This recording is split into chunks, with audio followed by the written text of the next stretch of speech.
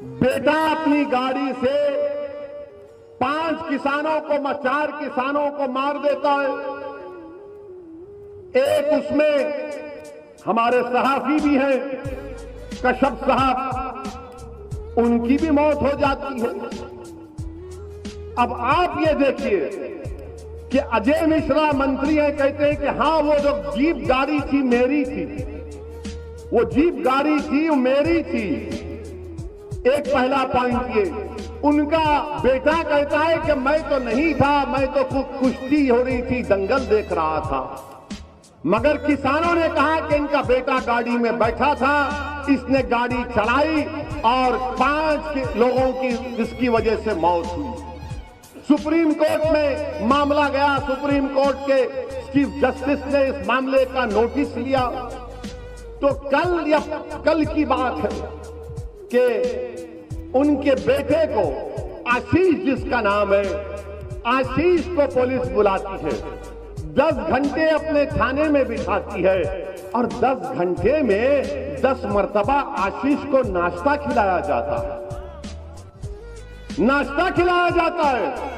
ऐसा लग रहा था कि बबुआ अपने सास और ससुराल में मिलने गया है, अपने सास और ससुरे से मिलने गया है, थाने नहीं गया। हर थोड़ी देर को चाय, बिस्किट, समोसा, क्या क्या आ रहा था। आप बताइए फिर क्या हो रहा। अच्छा, फिर सवाल यह पैदा होता है कि नरेंद्र मोदी ने अजय मिश्रा को कैबिनेट से क्यों नहीं निकालते? निकालना चाहिए ना।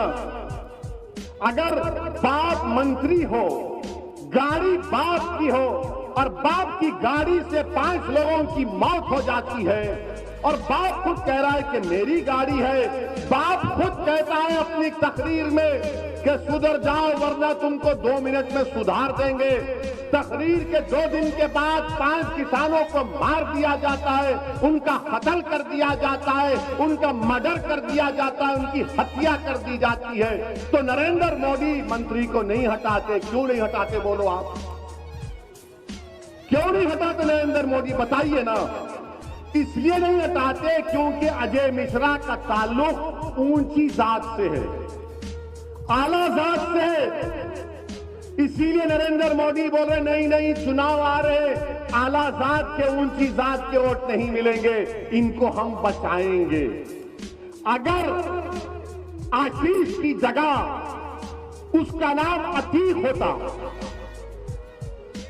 आशीष की जगह उसका नाम अतीक होता, तो क्या बुलडोजर नहीं चढ़ जाता उसके घर के ऊपर?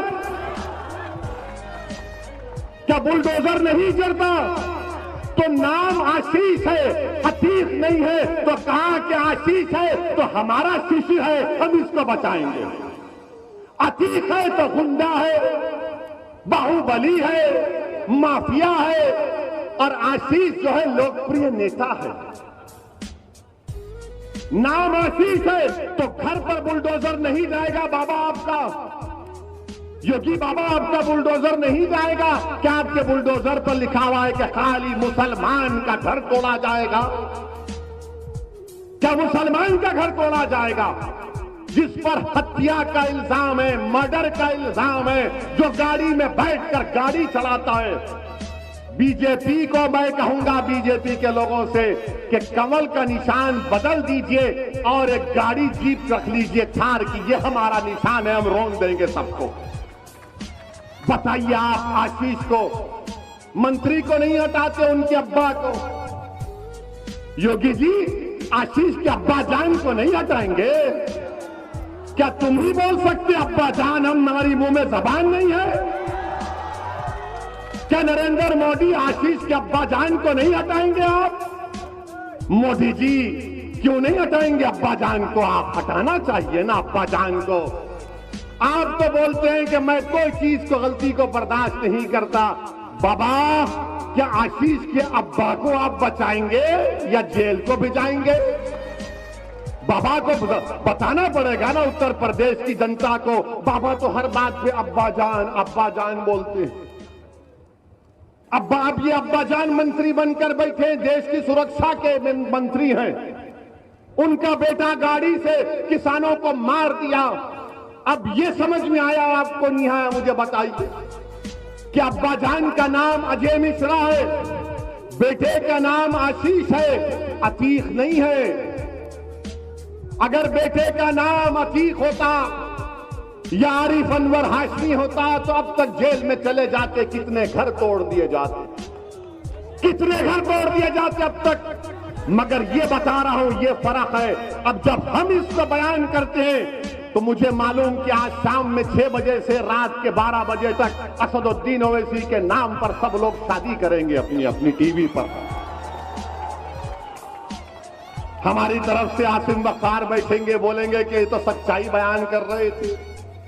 हम जब ये कह रहे हैं तो बताओ, नरेंद्र मोदी आप तो कहते हैं कि दलित ओबीसी समाज हमारे साथ है, तो क्यों तरफदारी कर रहे हैं मोदी और योगी अजय मिश्रा की? इसलिए कर रहे हैं कि अजय मिश्रा का उस समाज से ताल्लुक है जो आलाजाद के हैं, और अतीक और आपके यहाँ के पूर्व विधायक आरिफ अनवर हाशमी वो आलाजाद के नहीं है, वो तो जनेऊ भी नहीं है ना, हम तो जनेऊ भी नहीं है।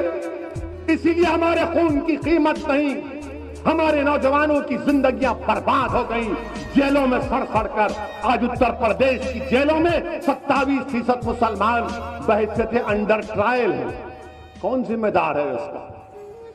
आपके पास कोई लड़ने वाला है, कोई इस आवाज को बुलंद करने वाला है? और जहां तक ये जो लखीमपुर खीरी का वाकया है, मैं आपको बताना चाहता हूं, दुनिया को जानना चाहिए कि वहां पर एक किसान भाई हमारे जिनकी कत्ल कर दिया गया, जिनका नाम नक्षत्र सिंह था। नक्षत्र सिंह का बेटा भारत की फौज में है, भारत की सरहदों की हिफाजत कर रहा है। बाप उनकी बेवा नक्षत्र सिंह की बीवी कह रही है कि मेरे पति अपने बेटे से कहते थे कि बेटा तू सरहद की हिफाजत कर, मैं किसानी करके जनता की सेवा करूंगा। और आज उसी नक्षत्र सिंह को अब्बा जान के बेटे आशीष ने गाड़ी से रौंद कर उनको जान ले ली, उनकी हत्या कर दी।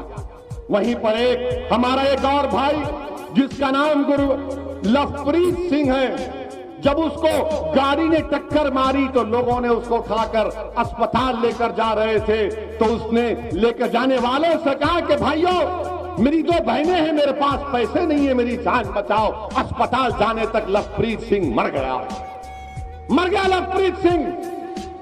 बताइए आप, वो जर्नलिस्ट जिसको कहा गया कि किसानों ने मारा, खुद उसका भाई कह रहा है कि नहीं, मुझे मेरे भाई को किसानों ने नहीं मारा, बल्कि ये अब्बा जान के बेटे आशीष की गाड़ी ने उस जर्नलिस्ट की जान ली। 8 लोगों की मौत हो गई, 5-4 किसान, एक जर्नलिस्ट, 5 लोग मर गए। आप बताइए कि कौन इनकी आवाज बनेगा, कौन इनसे इंसाफ करेगा? मेरे अजीज दोस्तों और बुजुर्गों, ये हालात आज उत्तर प्रदेश में है, और अफसोस इस बात का है कि हमारे प्रधानमंत्री जनाब नरेंद्र मोदी अपनी जबान से कुछ नहीं कहते।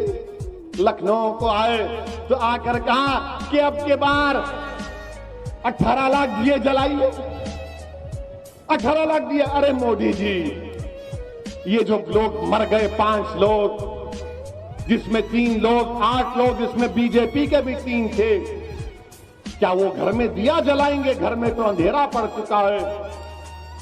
उन घरों में किसी ने अपने भाई को, अपने बेटे को खोया है, किसी ने अपने बाप को खोया है, कोई हमारी बहन बेवा हो चुकी है, कोई बच्चे यतीम हो चुके हैं। और भारत की जमहूरियत में जब लोग मरते हैं तो सब चीखा मारते, सब चीख मारते, और 15 दिन के बाद सारी दुनिया उस परिवार को भूल जाती, वो परेशानी में जिंदगी को गुजारते। ये हकीकत है मेरे अजीज दोस्तों और बुजुर्गों। योगी कहेंगे कि क्या मैंने 45 लाख नहीं दिए? योगी जी, क्या एक इंसान की जान की कीमत कोई लगा सकता है? क्या 45 लाख किसी की जान की कीमत होगी? उस मां से पूछो जिसने 9 महीने अपने कोख में उस बच्चे को कैसे पाला होगा। उस मां से पूछो जब वो जन्म दे रही थी उस बच्चे को या अपनी बेटी को कितनी तकलीफ उठाई होगी, कितनी चीखें मारी होंगी। जिसने उसको पाला पोसा, अपना दूध पिलाया, अपने साये में रखा, बिस्तर पर नहीं अपने जिस्म पर उसको लिटाकर उस बच्चे को और बेटी को पाला, उससे जाकर तुम कहोगे कि 45 लाख तुम्हारी औलाद की कीमत है, तो मां देखकर तुमको बद्दुआ देगी कि तुमने मेरे बेटे की जान ली और 45 लाख देखते हो। मेरे अजीज दोस्तों और बुजुर्गों, मेरी आपसे गुजारिश है कि आपको अपने वोट का सही इस्तेमाल करना है। डरने और घबराने की जरूरत नहीं है। मेरी आपसे एक गुजारिश है कि ये बहुत से मसाइल आपके पास हैं और आप देख भी रहे हैं कि मैं समाजवादी पार्टी की बात किया कि हर जगह हम पर कि हमने आकर ऐसा कर रहे, हम पूछना चाह रहे समाजवादी पार्टी से कि जरा ये तो बताइए कि उन्नाव के फैसल को कोई जानता है? वो उन्नाव का फैसल जो तरकारी बेचता था, जिसको उत्तर प्रदेश की पुलिस ने अपने थाने में लेकर खूब पीटा, वो मर गया तो फैसल के पास कोई नहीं जाता है, मगर एक गुप्ता साहब को बाबा के गोरखपुर के वहां पर एक गुप्ता साहब को पुलिस मारती है, वो मर जाते हैं तो मुख्यमंत्री भी चले जाते हैं, अखिलेश यादव भी चले जाते हैं और अखिलेश यादव जाकर गुप्ता परिवार को 21 लाख रुपए का चेक देते हैं और फैसल की जान की कोई कीमत नहीं है, क्योंकि समाजवादी जानती है ये मुसलमान कहां जाएगा हमको छोड़कर, ये तो हमारा कैदी है, इसको हमने बंधक बनाकर रख लिया, इसको सोचने समझने की तमीज नहीं है, हमने इनकी सोच में डाल दिया कि तुम पैदा होने के बाद सिर्फ वोट डालना, नेता नहीं बनना। मैं आपको बताने आया हूं कि आप नेता बनेंगे इंशाअल्लाह ताला। आप ही की सफों से एक उत्तर प्रदेश नहीं भारत का खद्दावर निकलेगा शख्स जो नेता बनेगा इंशाअल्लाह ताला। मैं उत्तर प्रदेश के मुस्लिम अक़लियत को पैगाम देने आया हूं कि टिकट क्यों मांगते हो? तुम टिकट बांटने के आज मौक़िफ़ में हो, तुम क्यों जाकर टिकट मांगते हो? अरे तुम टिकट बांट सकते हो। तुम 19% हो उत्तर प्रदेश में, तुम 19% आबादी में हो और 27% उत्तर प्रदेश के जेलों में मुसलमान हैं।